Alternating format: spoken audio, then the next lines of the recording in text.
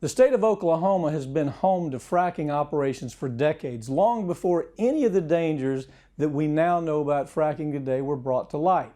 And thanks to the boom that's taken place with fracking in the last decade, the state's become a fracking train wreck bonanza. One of the biggest problems with the fracking process is we still to this day don't know what kind of chemicals are being pumped into the ground. It's their big secret, and they refuse to share it, and government won't make them share that secret.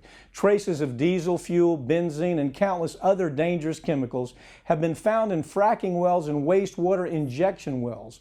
They're components that have been known to set tap water on fire in people's homes.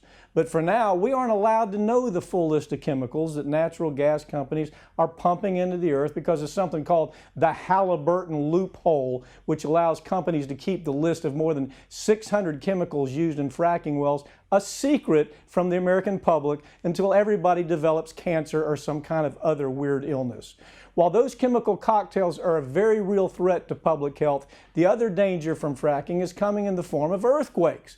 In the states like Oklahoma, where fracking has been happening at a fevered pitch, are experiencing an epidemic of earthquakes near fracking wells. The journal Science reported in July 2014 that a recent spike in seismic activity known as the Jones Swarm that occurred in Oklahoma between 2008 and 2013 was caused by the increase in wastewater injection from drilling activities like fracking that have been increasing in the state. When the volatile mix of chemicals and water were forcibly pushed into the earth, it created the perfect condition for earthquakes, both large and small, to rock parts of the entire state. These wells were pumping more than 4 million gallons of wastewater, toxic wastewater, back into the earth every month.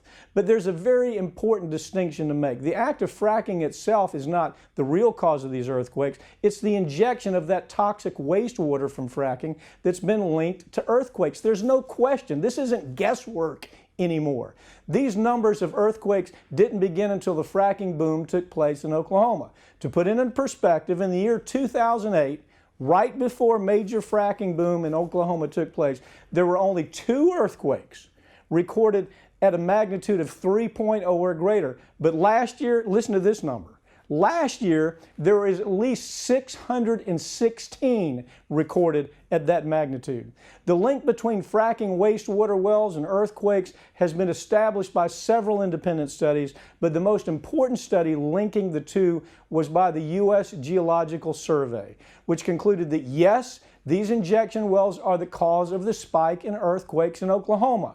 And the natural gas industry has been well aware of these studies for a long, long time. In fact, they became such a problem for frackers that the industry actually toyed with the idea of going off and paying scientists, people in universities, to publish studies saying that this isn't a problem, that there's no link between fracking and earthquakes. And a few of those scientists took the bait and actually wrote papers like that because they were paid a lot of money. As these earthquakes occur, they damage property, land, and other assets of people who live in these areas, and those damages are now causing massive, massive legal headaches for the industry at last. I hope it continues.